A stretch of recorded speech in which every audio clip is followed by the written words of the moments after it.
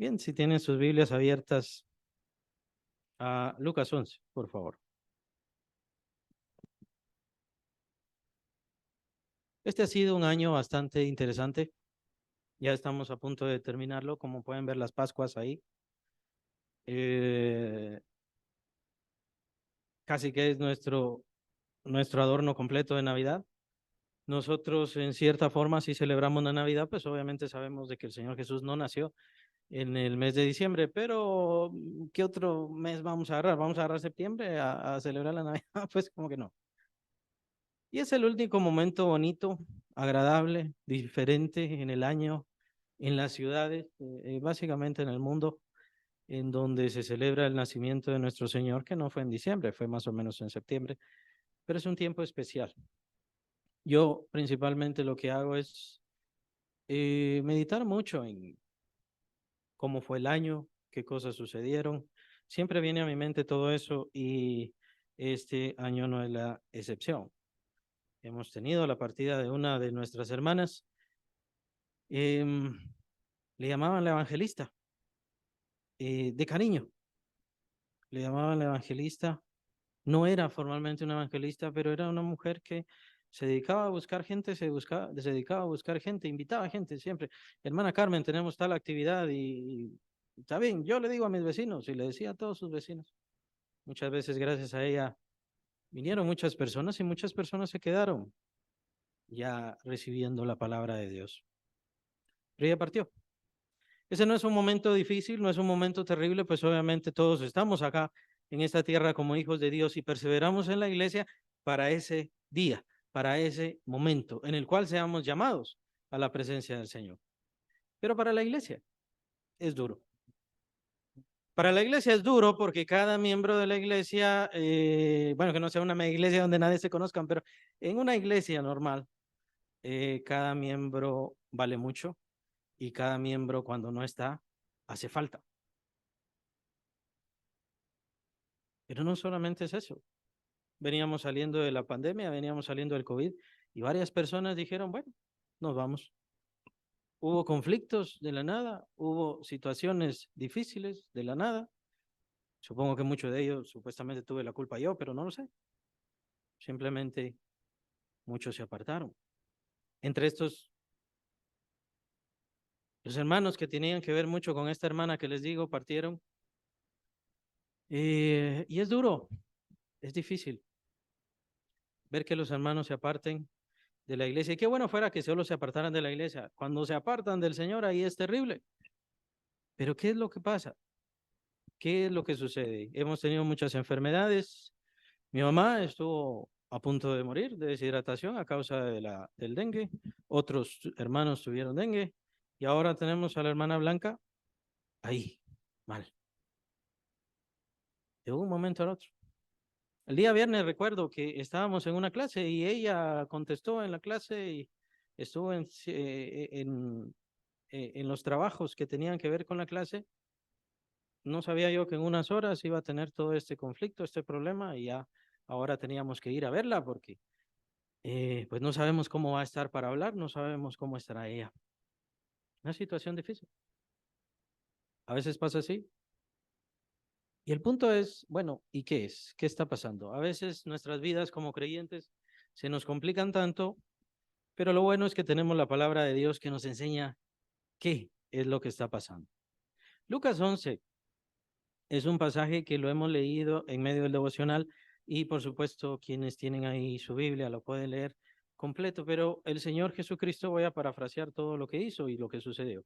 El Señor Jesucristo, pues obviamente, como era costumbre de él, estaba en medio de su tercer año de ministerio, y ya saben, lo he dicho, es un año de conflicto, es un año de lucha, de batalla. Y en ese momento el Señor Jesucristo estaba liberando a un muchacho endemoniado, a un joven endemoniado. El demonio le hacía estar mudo a este joven. No podía hablar, no podía hablar, estaba preso, estaba encarcelado por causa de este demonio que tenía sujeta su lengua. El Señor Jesucristo con su autoridad, con su poder, viene y libera a este joven. Y este joven inmediatamente empieza a hablar. Qué milagro tan maravilloso, ¿no? Qué milagro tan hermoso. Pensar en los padres de este hombre, de esta persona, pensar en los familiares de esta persona y que ya lo pueden oír hablar libremente, ya pueden ver que no tiene ningún problema, ninguna prisión sobre su vida. Qué situación tan maravillosa. Y lo raro es la gente.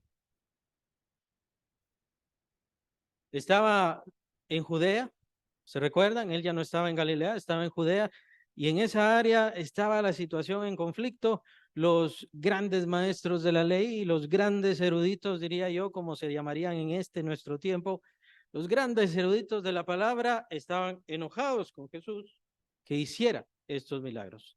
Estaban molestos con Jesús. Algunos le pedían, algunos de los judíos le pedían señales. Haz más señales o haz otra señal para que te creamos, otra señal para que me crean. El mudo acaba de hablar, el mudo se le desató su lengua, estaba preso por el diablo. ¿Qué más pruebas necesitan? ¿Qué más señales necesitan? Y esta es una verdad absoluta con respecto al mundo. Hermanos, al mundo no importa qué tantas señales vea, nunca van a buscar a Dios. Nunca van a obedecer. Dan excusas, por supuesto. Danos una señal. Queremos ver una señal. Queremos ver un milagro. Pero eso es solamente una excusa. Los milagros de Dios vienen a causa de la fe y para provocar fe. Pero aquellos que han desechado la fe desde el principio, no les sirve de nada los milagros, las señales, ni ninguna cosa. Solamente les quedan advertencias y cosas así. Así es el mundo. Y es lo que nos ilustra el Señor Jesucristo a través de todo esto hoy. El mundo es así. El mundo pide señales, el mundo quiere ver señales, aún así todo es mentira, sin importar qué tantas señales vea, jamás se van a dedicar a buscar a Dios. Qué pena, qué lástima. Otros, estos decían, queremos ver señales, pero habían otros que le dijeron, bueno, el plano este por el dedo de Belcebú, por el poder de Belcebú, el príncipe de los demonios, es que echa fuera a este demonio.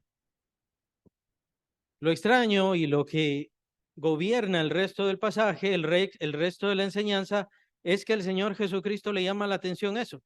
Ya no explica la situación de las señales, ya no se va por la situación de las señales. Le llamó la atención que le llamaran Belcebú y que dijeran que por Belcebú, en él, y que era su poder, el poder de Belcebú, que por eso él echaba fuera a los demonios. El Señor hace una explicación bastante elegante y delicada. Si yo echo fuera a los demonios, si yo echo fuera a los demonios por el dedo de Belcebú, ¿por quién lo echarán sus hijos? Pero dice otra cosa. No es posible que Belcebú, no es posible que el diablo eche fuera al diablo, porque si el diablo echa fuera al diablo, su reino está completamente dividido, está completamente destruido, así que es imposible.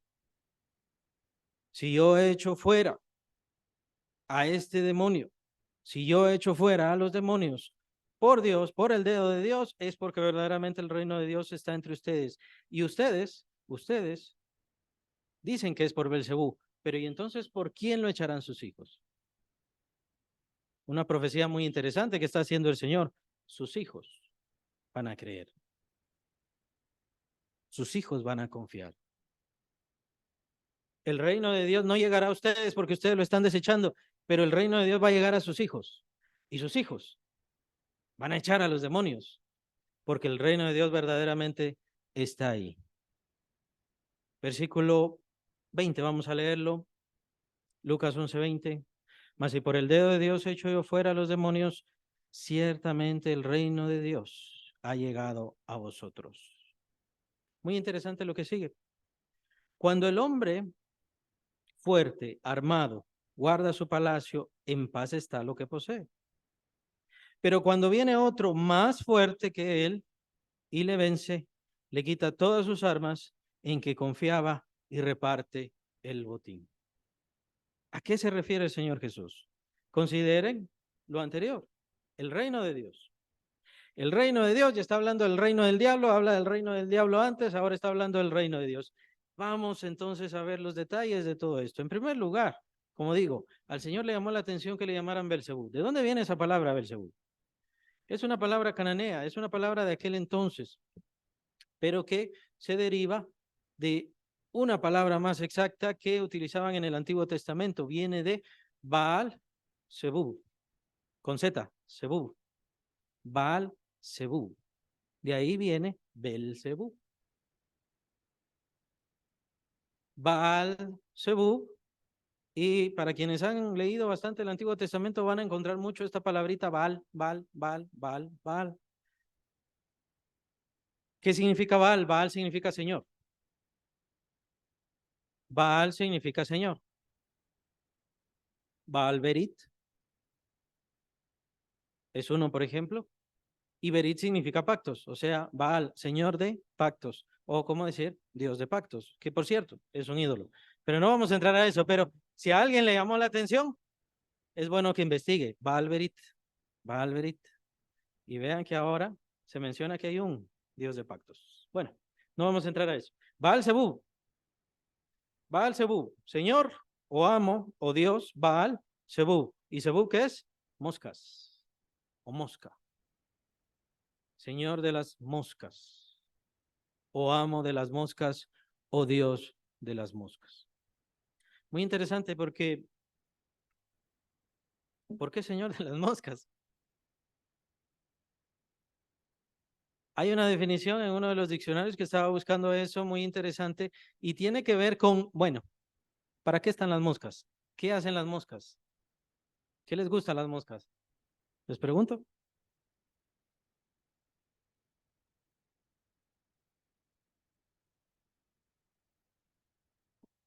Disculpen que hasta atrás allá sí no oigo. ¿Qué dijeron si gritan?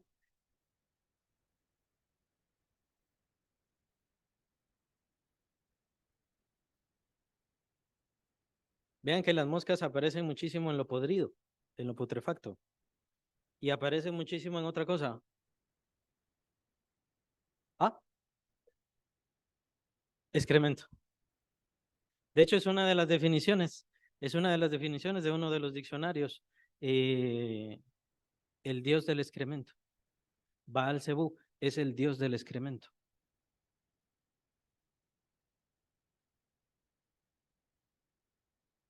Uno se pone a pensar, ¿no?